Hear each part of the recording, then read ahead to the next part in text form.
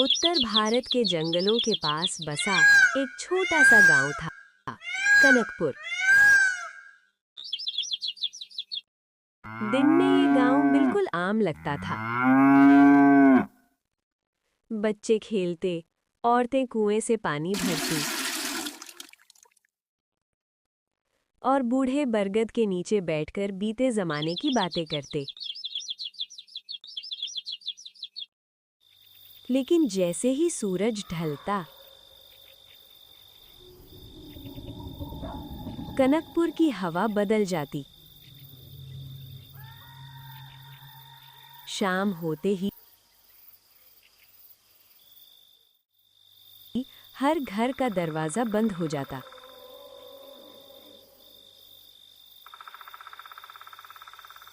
गलियों में सन्नाटा छा जाता,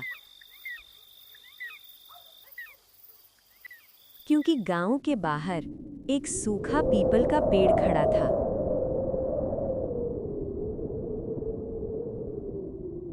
गांव वाले कहते थे, रात को उस पीपल के नीचे एक औरत बैठती है। चेहरा साफ नहीं दिखता, लेकिन उसकी आवाज बिल्कुल किसी अपने जैसी होती है। वो बच्चों को नाम लेकर बुलाती है,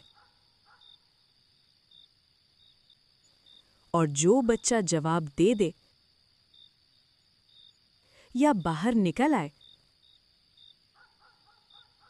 वो फिर कभी वापस नहीं आता।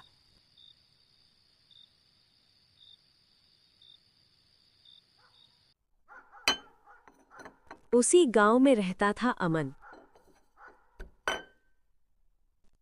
उम्र करीब 10 साल। उसकी मां सावित्री हर शाम उसे समझाती, अंधेरा होते ही घर से बाहर मत जाना, किसी की आवाज सुनो तो जवाब मत देना। अमन सिर हिला देता, लेकिन मन ही मन हंसता। उसे लगता था ये सब बुजुर्गों की बनाई डरावनी कहानियां हैं।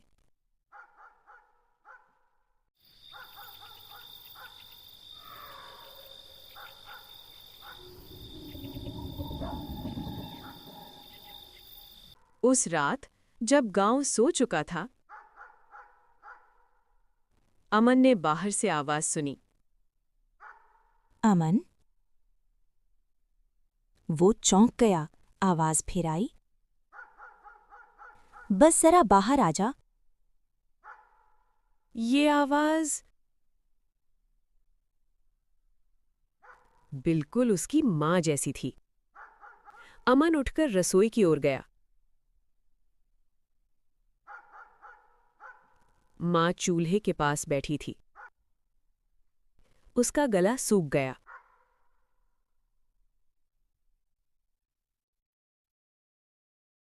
अगर माँ यही है तो बाहर कौन बुला रहा? फिर भी उसके पैर दरवाजे की ओर बढ़ने लगे।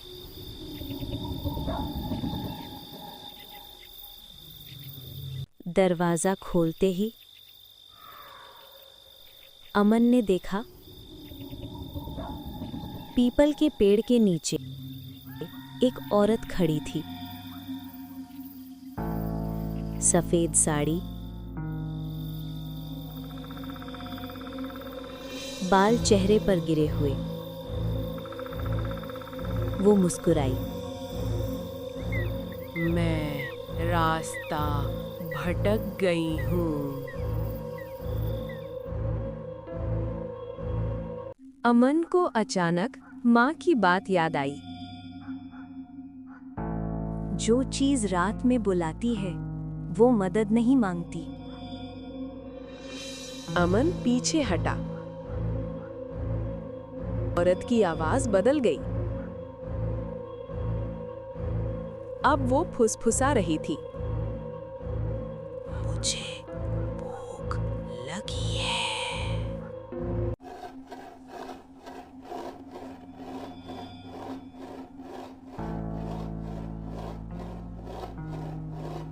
अमन ने दरवाजा जोर से बंद कर लिया। पूरी रात बाहर खरोचने की आवाज आती रही, जैसे कोई नाखूनों से लकड़ी नोच रहा हो। अमन रोता रहा, लेकिन दरवाजा नहीं खोला।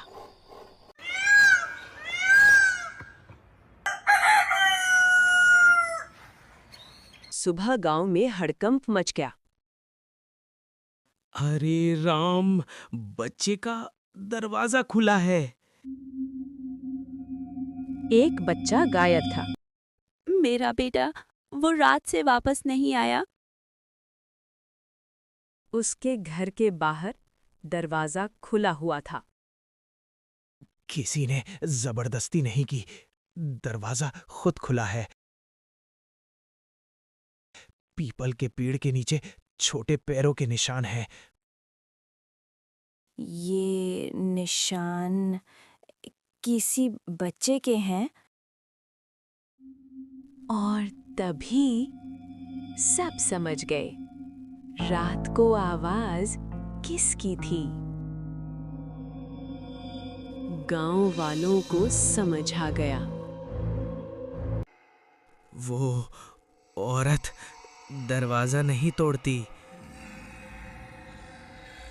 फिर बच्चे को कैसे ले गई?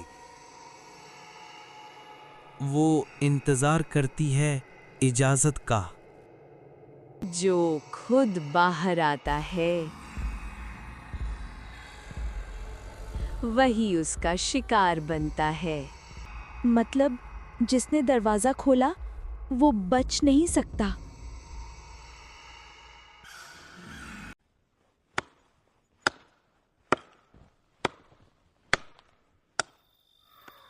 गांव वालों ने पीपल काटने का फैसला किया।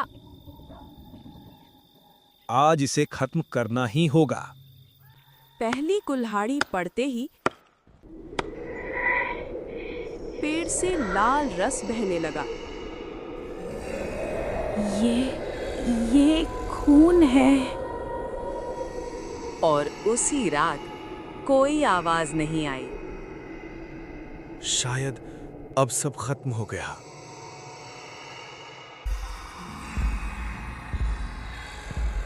कई साल बाद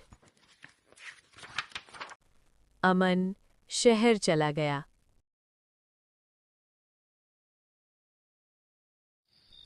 एक रात उसने अपने फ्लैट के बाहर वही आवाज सुनी।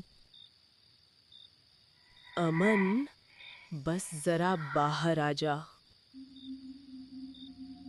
ये आवाज।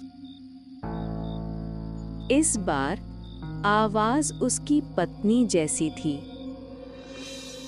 रात उतरने से पहले सोनपुर बिल्कुल आम गांव लगता था, लेकिन जैसे ही सूरज पहाड़ियों के पीछे छिपता, ये गांव अपनी सांस रोक लेता था। दरवाजे बंद हो जाते और जंगल से आती आवाजें लोगों के दिलों में अजीब सा डर भर देती।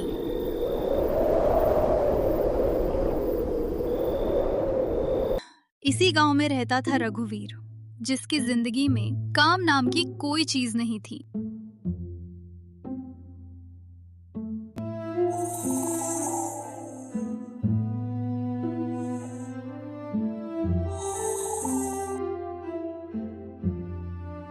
दिन भर यूं ही घूमना,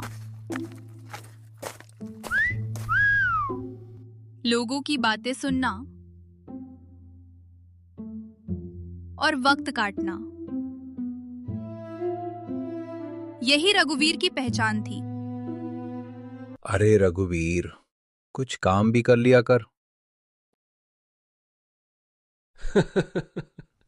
काम तो मेरे बाप ने पहले ही कर रखा है।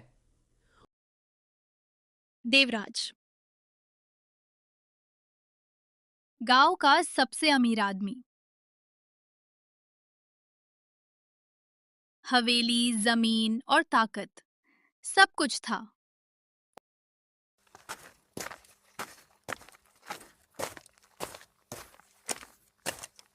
वीर की नजर जिस पर ठहर गई, उसका नाम था कौशल्या। कम बोलने वाली, अलग सी रहने वाली। मैं इससे शादी करूंगा।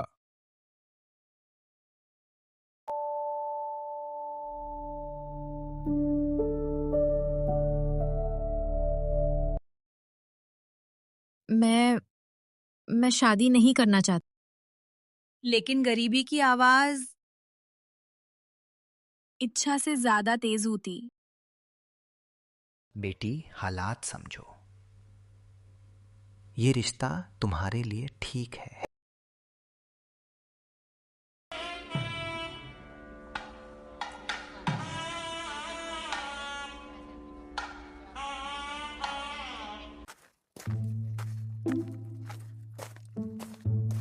रघुवीर, लोग कहते हैं कि ये लड़की रात को जंगल की तरफ जाती है। क्या यार, तू भी गांव वालों की बातों में मत पड़। वो सब भी ऐसे ही बदनाम कर रहे हैं।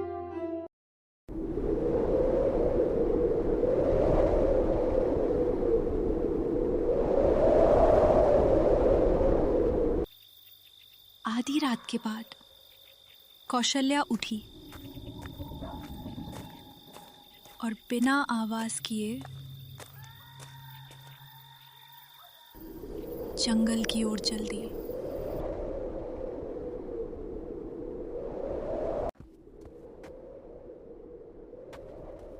एक दिन मलखान छुप कर देखता है। हे भगवान, मेरा शक सही था। ये तो सच में जंगल जा रही है।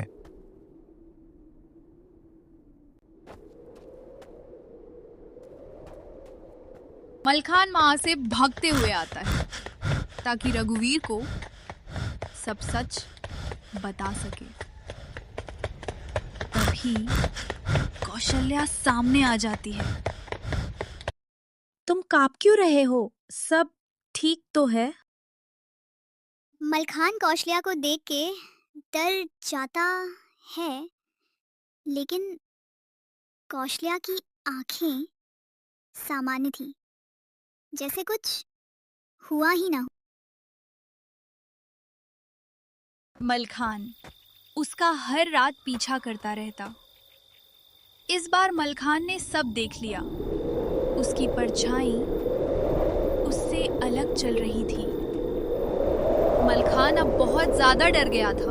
वो मन ही मन बोलता है। मलखान अगली रात रघुवीर को भी सारी सच्चाई दिखाता है और वो पंडित के पास जाते हैं। ये लड़की बुरी नहीं है, लेकिन इस पर साया है। तो पंडित जी, कोई उपाय करिए और मेरी पत्नी को बचा लीजिए। सब लोग कौशल्या के पास जाते हैं और पंडित जी पूजा करते हैं। मुझे जाने दो, मुझे जाने दो। मैं अब नहीं इसको परेशान करूंगी। सुबह कौशल्या की आंखों में सिर्फ इंसान था। सब कुछ ठीक हो गया, लेकिन जंगल आज भी वही है और कुछ साए कभी पूरी तरह जाते नहीं।